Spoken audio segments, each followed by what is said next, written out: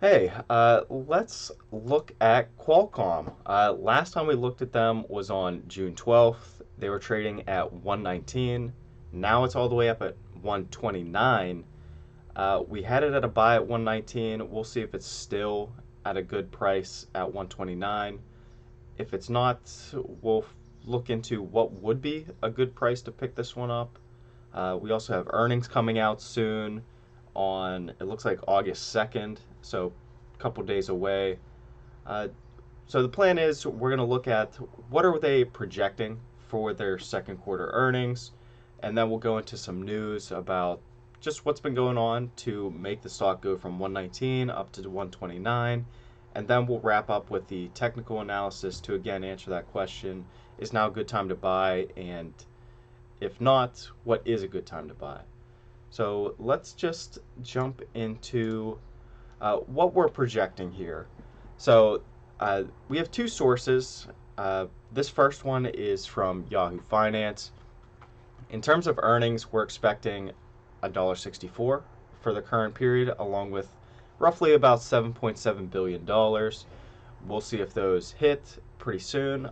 It looks like, based on earnings down at the bottom, whatever is estimated is very accurate. It seems like over the past 4 quarters, the surprise rating is less than 3%. It's pretty much spot on. So I am expecting 164.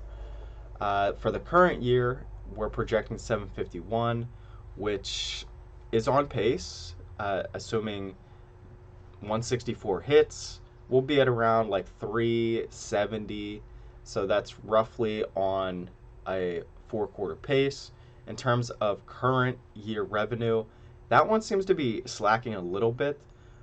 We don't have what they did in the prior quarter in terms of revenue, but assuming it's relatively flat, meaning like 7.7, it's right around 15, which even the low estimates are projecting 31.5 billion.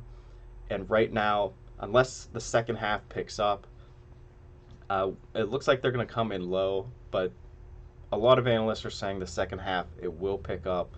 So we'll see how this all plays out. But overall, they're in the ballpark. Earnings seems to be spot on, even going out for the current year. Revenue seems like it's a little behind, but within reason. And then the second source I have, which it's it's towards the end, so I'm going to skip ahead here. We have another source, Zach's consensus, that here we're seeing some big disparity. So Qualcomm is a potential for a big beat, apparently, unless Yahoo Finance didn't update their figures. But this was taken fairly recently, less than a week ago, where this Zacks equity research is projecting their quarter earnings to be $1.81. So that's slightly higher. I believe we can skip back. 164 to 181, that's a big jump in terms of per share. And then revenue, they're projecting 8.5 when Yahoo Finance, the average estimate was like 7.7. So if Qualcomm can come up with numbers like this, 181 and 8.5, that'd be a massive beat, and this stock could uh, push a lot higher very quickly. So we'll see. Earnings are expected to come out very soon, so uh, we'll see what plays out. But that's pretty much what we can expect here in terms of earnings. Again, we'll see in a couple days what actually does take place. I'm going to assume that this is most likely closer to reality. But again, if it beats, that would be great for this company. So moving on, what's kind of been going on with the news aspect? Starting off, they mentioned how over the past year, someone has made a sale of their stock in terms of the insider. So we have this chief technology officer from Qualcomm. He sold $1.3 million worth of shares at around 132, which, based on the note that we have on our tracker, it's been consolidating between 105 and 133 since September. It looks like he sold at the peak of that. So good timing on that end. And again, we don't know why he sold that much shares. He chances are he just needed the money for one reason or another. Overall, this is a billion-dollar company, like $120 billion, probably even more. So the fact that someone sold $1 million, it's just the fact that they were on the inside that kind of makes it newsworthy. But overall, not much activity. We have here in the bottom left a chart that shows just how much activity's been happening in terms of insiders. Overall, 1.9 million dollars worth of shares have been sold in the past year, and this one person made up the lion's share with 1.3. So nothing too surprising. Of course, I could people could argue you don't want to see any insider trading, especially on the sale side, but this seems very minor. But it was worth mentioning. Moving on, we have a new AI chip export rules are put in place for semiconductors. While the immediate effect of the export control measures on Intel and Qualcomm is yet to be fathomed, the companies are certainly monitoring the situation. So this has been brought up on other semiconductor uh, companies where there's this AI chip rules, and this really is focusing on the top AI chip makers, in this case, NVIDIA and AMD. Qualcomm seems to be on a different playing field. Yes, they have AI type chips, but not that high quality. They're not the, the cutting edge. They're more in the phone sector, I would say. And phones really haven't seen this AI jump, and therefore Qualcomm's not really being impacted by this in from this AI chip uh, export rule. But as it mentions, they're following along, and they rightfully so. We'll see if they are impacted down the road. And this is the way that they possibly could be impacted is because of that chip export rule that the United States has in place. It's mainly directed towards China. China's response to this, after months and leading up to today, they've decided to restrict certain exports of metals that are critical to manufacturing semiconductors, specifically targeting gallium and germanium. Uh, I'm imagining that means Qualcomm probably uses that. That's how they could get impacted, where possibly the supplies to make the chips will go up for them. And even though they're not holding back on their AI knowledge, they're going to get impacted from an export like this, those metals. Too early to tell how much of an impact that's going to have, but again, if it does have an impact, we will bring it up. So moving on, we also have uh, so Qualcomm. Why are they missing out on the AI mania? Kind of hinted at that earlier. As the growing adoption of generative AI requires electronic devices, smartphones to have AI computing capabilities, that's where Qualcomm's going to benefit. So again, the AI, it's really about the GPUs, the computers, these hardware features. It really hasn't trickled down to smartphones, and that's what Qualcomm is really known for, having these smartphone type chips. AI's not really there. I'm sure it will evolve into that over time, probably the near future, probably like, uh, I would imagine pretty quickly, maybe like 2 years, possibly next year. So that's why Qualcomm's not really receiving the same hype as Nvidia and AMD, which does make sense. And so now we're all aware of that. We also have Qualcomm announced a quarterly cash dividend of 80 cents per share. It's going to be payable on September 21st. So if you own any shares, we do own some. Any shares that we own at the end of August, we'll be able to get 80 cents per common share. So if you need a little bit of cash, you could potentially do that.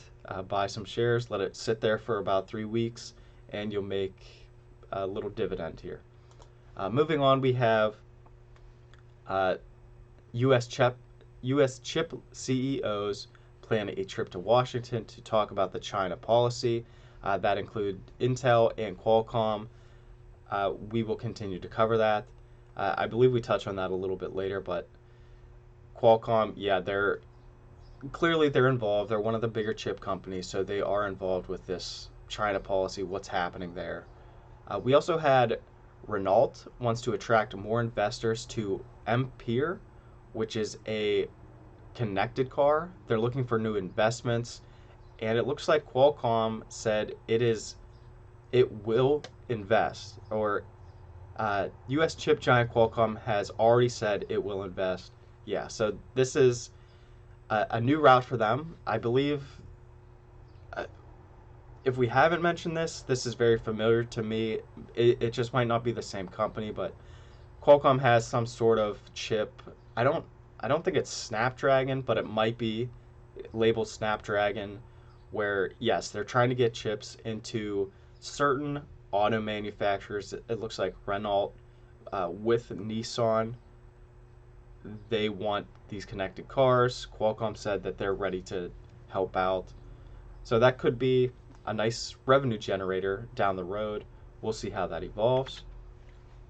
Next, we have, and we kind of touched on this earlier, but Meta and Qualcomm's AI deal is a major step towards virtual assistants that work for us. So, more detail, Qualcomm and Meta's announcement yesterday, and again, pay attention to the date, July 19th, so very recent. They announced yesterday about getting the Facebook firm's new open source Llama 2 model to play nicely on Qualcomm powered mobile devices, PCs, VR, AR headsets, and cars. Already, people have already been playing with the first leaked Llama on Android phones. So already we're seeing a uh, first test, maybe a beta test of this software on phones such as Android. And again, Qualcomm's very powerful in that sector of chips in smartphones. So to see an AI type Llama model that Meta has moving into the phone market, that's positive for Qualcomm. Again, still early stages, but the fact that one major company, Meta, is already looking into that sphere, that's good. We'll see how it, of course, builds up over time. It's still very early stages, but again, that should hopefully build up into, billions of dollars worth of revenue. Moving on, we have a upgraded price target. So this company, Wolf Research, they are a group of analysts. They're saying Qualcomm is rated at outperform. They believe they have a price target of 145, and again they're at like 129, so that's a little above that. But again, that's price target for about a year's worth of time. It has been consolidating between that range of 105 and 133, so they're saying it will get above that point, which it makes sense. Moving on, again, we touched on this earlier, how we had those two different earnings per share and revenue figures. We'll see which one plays out here in the next couple days. Down at the bottom, we have U.S. Commerce Chief says China export controls will hit company's revenue. Qualcomm have crucial sales riding on China. However, Qualcomm is the only company with a license from the U.S. regulators to sell mobile phone chips to Huawei. So again, Qualcomm's not really getting hit with the export controls here. It's really just those top tier AI companies, NVIDIA, AMD, there might be a couple others. And it's not that they can't sell their chips to China, it's just they would need to get approval. And Qualcomm, they clearly have a partnership with companies in China, such as Huawei. But again, they're not selling the top of the line AI chips, and they've already received approval, so it really shouldn't impact Qualcomm's revenue at all. So that's a positive. And that actually wraps this up. That's the news. Let's pivot into our technical analysis. And oh, 1 second here. So again, last time we looked at this was on June 12th. So it's been about a month and a half. And if we find June 12th, that is roughly, that's right in here. So about 119, we had a green buy line at about 123. It being below that, that's why I marked it as a buy. It looks like I didn't pick this one up, which I don't know why I didn't. I must have just forgot or something. I must have just flown through them, and it was a mistake, clearly. seeing where it is today at 129. But when it was at 119, yes, it pulled back. And so an even better spot is if we timed it right, we could have got it at 113 and then it projected upwards towards 129. But overall, it seemed to be, it took a little dip, but here we are. It's now above where it was listed before. We had buy points again at 105 and 123. 123, if we just zoom out, um, that just seemed to be a bottom, especially, or a support line, especially when we zoom out and look at, say, 21, uh, kind of in 22. This year specifically, that was kind of a point of resistance, in all honesty, but it was support in the past, and I think long term, that's why we picked 123. But we said 105 was our point of interest. Uh, but that seems to be like it's clearly not all time lows, but that seemed to be the very bottom of this company in terms of 22 and 2023. It looks like it actually went as low as 102, but 105, that's close enough. So let me just start updating this because I think this is going to be pretty straightforward. Not much has changed in this one. So again, it went from 119. We're now at 129. Buy points for this one, I have 105 and 123. That's still the numbers that I'm keeping track of. What I am going to switch though is I'm going to make 123 my point of interest. If it comes down to 123 or below, yeah, I will be welcoming of picking up another share. Resistance, we had 133 and 144. That's both the blue lines. It seems like there was a decent amount of resistance at the 133 and at 144.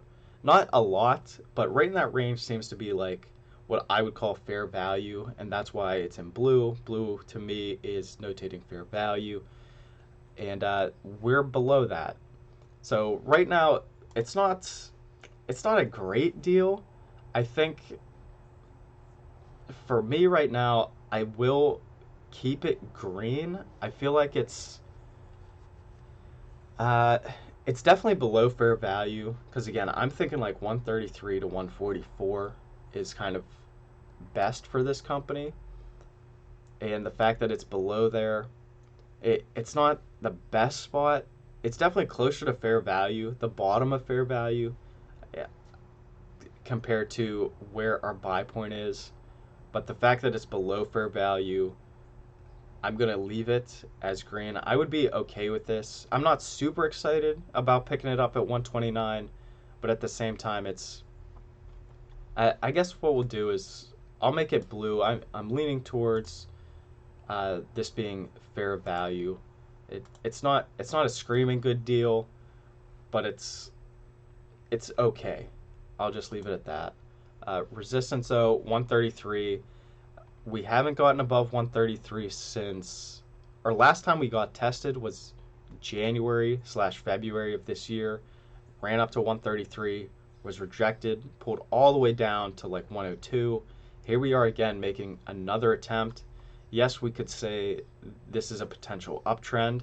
It's just long term. We've seen this play out before, and I'll zoom in a little bit where, yeah, it started this uptrend, got rejected, pulled back, started again for a couple weeks, pulled back even harder, and now here we are in this uptrend. It's kind of building out slower, so we'll see. I think right now, just due to how long it's been in that range, which we noted started since September, I have to just imagine it's going to continue that.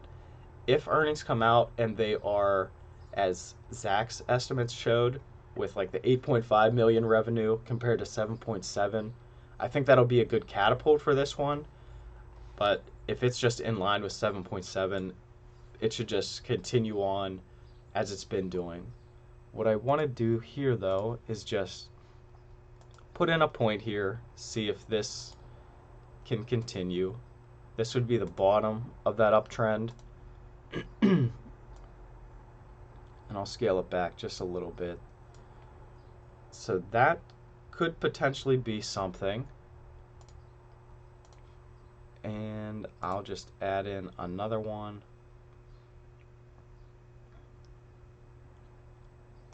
So this is potentially what the uptrend looks like.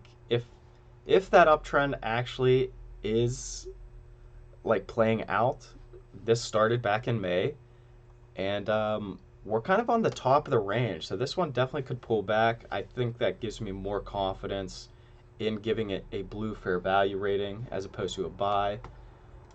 But yeah, 133, very interested in that figure. Will it pass it and stay above, continuing that uptrend? If that does occur, then yeah, the uptrend will most likely take priority going forward.